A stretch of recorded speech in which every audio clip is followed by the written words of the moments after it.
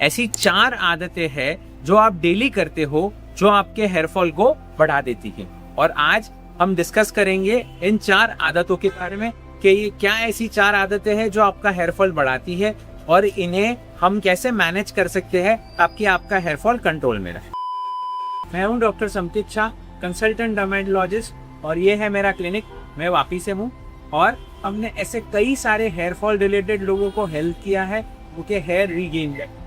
तो चलिए सबसे पहले बात करते हैं कि हेयर फॉल होता क्यों है। आपके सर पे नॉर्मली 1 लाख हेयर फॉलिकल होते हैं और डेली 50 to 100 हेयर फॉल होना ये एक नॉर्मल फिनोमेना है। तो प्रॉब्लम कब होती है?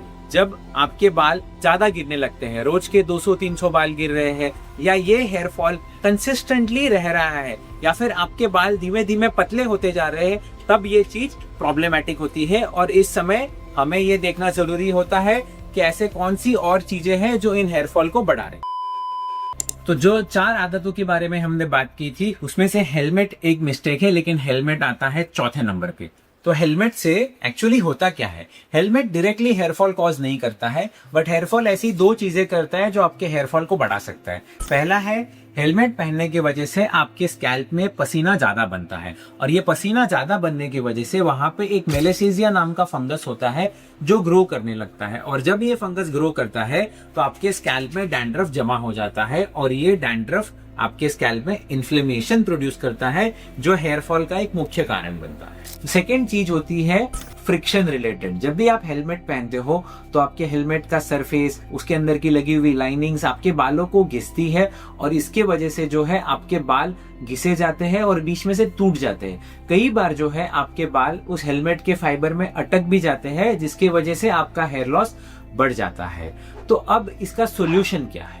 तो अब सोल्यूशन इसका ये है कि आप हेलमेट पहनने के पहले एक स्कल कैप पहन ले, या फिर आपके हेलमेट के अंदर एक अच्छा सा कॉटन का कपड़ा स्टिच कर दे। ये 2 चीजों से आपको बचाएगा। एक तो आपकी स्वेटिंग कम रखेगा जिससे वहां पे फंगल ग्रोथ नहीं होगी। सेकेंड, फ्रिक्शन नहीं होने देगा जिस वजह से जो बाल टूट रहे हैं वो नहीं टूटेंगे।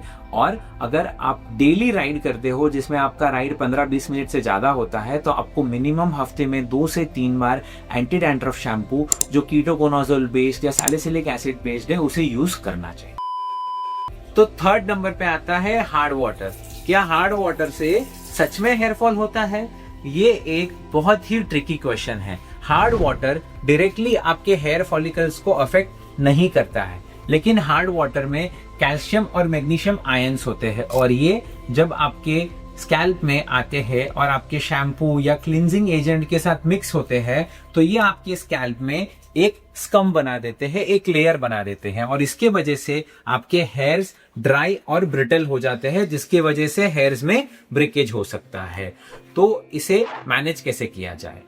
आप इसके लिए चिलेटिंग शैम्पूज यूज कर सकते हो हफ्ते में 1 या 2 बार, जो इन आयंस को रिमूव कर देगा। सेकेंड सिंपल होम सॉल्यूशन है, 1 tablespoon Apple cider vinegar 1 litre पानी में मिक्स करके इसको लास्ट रिंस की तरह यूज कर सकते हो। और परमानेंट सॉल्यूशन है, आपके शावर में या फिर आपके बकेट का जो टैप है उसमें आप वाटर सॉफ्टनर लगा सकते हो। आजकल काफी सारे टैप सॉफ्टनर्स मिलते हैं जो आपके वाटर में से जो हार्डनेस है उसको कम कर देगा। सेकेंड नंबर पे आता है गीले बालों में कोम करना या टाइट पोनीटेल बांधना। यह आदत हर घर में बहुत ही कॉमनली देखी जाती है। तो होता क्या है, जब आपके बाल गीले होते हैं तो आपका बालों का जो आउटर लेयर होता है वो स्वोलन होता है और उसके हाइड्रोजन बॉन्ड्स बहुत ही वीक होते हैं। अगर आप इस समय में आपके बालों को जोर से रगड़ते हैं या फिर कंघी से उन टैंगल को दूर करने की कोशिश करते हैं तो आपके क्यूटिकल जो होता है, जो हेयर बॉन्ड्स होते हैं वो टूट जाते हैं, और इसकी वजह से आपके बाल परमानेंटली कमजोर हो सकते हैं। इसके अलावा बहुत लोगों को टाइट बन या टाइट पोनी टेल्स बांधने की आदत होती है। इससे होता क्या है, जो आपके बाल के रूट्स होते हैं उन पे कांस्टेंट प्रेशर रहता है और वो परमानेंट हेयर लॉस कॉज कर सकता है, जिसे कहा जाता है ट्रैक्शन एलोपेशिया। तो अब इसका सोल्यूशन क्या है? जब भी आप नहा के निकले, आप एक माइक्रोफाइबर क्लॉथ यूज कीजिए और उसको सिर्फ हल्के हाथों से यहाँ पे रखिए, ज्यादा जोर से रगड़िए मत, और फिर कुछ देर के लिए बालों को खुला छोड़ दीजिए। 70 to 80% ड्राइंग नेचुरली होने दे, और उसके बाद आप एक वाइट टूथ कोम यूज करें ताकि आपके हेयर्स कोम में ना फंसे, और नीचे रूट से शुरू करके ऊपर टिप्स के तरफ आना है ताकि आपके हेयर टैंगल्ड ना हो और कोमिंग की वजह से ना टूटे। अब आते हैं सबसे पहले चीज पे, नींद की कमी। ये सबसे खराब और सबसे डेंजरस आदत है। आप चाहे कितने भी सप्लीमेंट्स खा लो, कितने भी कोचिंग कर लो, कितने भी ट्रीटमेंट्स करवा लो, अगर आप नींद बराबर से नहीं ले रहे हो तो आपका हेयर ग्रोथ कभी भी होना पॉसिबल नहीं है। जो नींद होती है ये हमारा बॉडी का रिकवरी सिस्टम होता है। जब आप सोते हो तो आपके बॉडी में ह्यूमन ग्रोथ हार्मोन प्रोड्यूस होता है जो कि आपके बालों को ग्रो करने में भी हेल्प करता है। और अगर आपकी नींद 5-6 घंटे से भी कम है तो आपके बॉडी में एक कॉर्टिसोल नाम का हार्मोन कॉन्स्टेंटली प्रोड्यूस होता है जो कि बॉडी को बताता है कि वो स्ट्रेस में है। और ये कांस्टेंट स्ट्रेस के कंडीशन में आपके सारे बाल जो है वो टीलोजन फेज में शिफ्ट हो जाते हैं, और इस कंडीशन को कहा जाता है टीलोजन इफ्लूवियम, जहां आपके बाल गुच्छे गुच्छे में गिरने लगते हैं। तो ये चीज बहुत इंपॉर्टेंट है कि आप अपनी नींद पर जरूर फोकस करें। अब इसका सोल्यूशन क्या है?